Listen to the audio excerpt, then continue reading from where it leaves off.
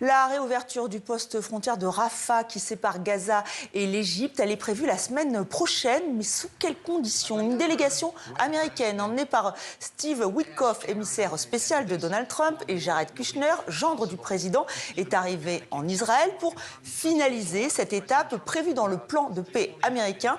Bonsoir Stéphane Amar, vous êtes notre correspondant à Jérusalem. Stéphane, les discussions seraient houleuses, pourquoi ?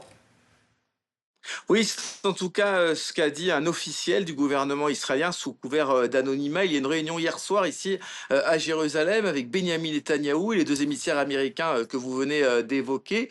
Et ils ont exigé de Benyamin Netanyahou la réouverture de Rafah. Or, selon les Israéliens, le plan 2, la phase 2 du plan de paix, ne doit s'appliquer que quand tous les otages auront été restitués. Or, il reste encore le corps d'un otage entre les mains du Hamas à Gaza. Donald Trump, la semaine dernière, a affirmé que le Hamas savait où ce corps se trouvait. Et donc, les Israéliens ne comprennent pas pourquoi ce corps n'est pas restitué et surtout pourquoi cette réouverture de Rafah est à l'ordre du jour tant que tous les otages ne sont pas revenus en Israël, morts ou vivants. Et si Israël s'exécute et s'il y a cette réouverture, ça se passera comment ?